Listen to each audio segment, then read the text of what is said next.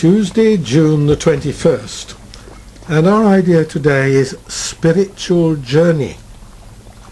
I learn and grow on my spiritual journey.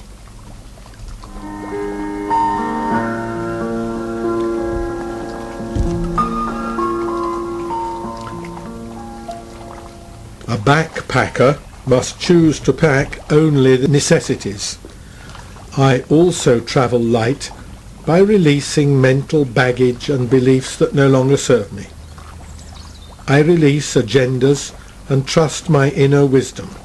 I am open and receptive, trusting that God is ever leading me to the highest expression of my spiritual nature. My spiritual journey provides me with the opportunities I need to learn and grow. Some steps along my journey will be filled with opulence, while others may feel like walking through a barren desert.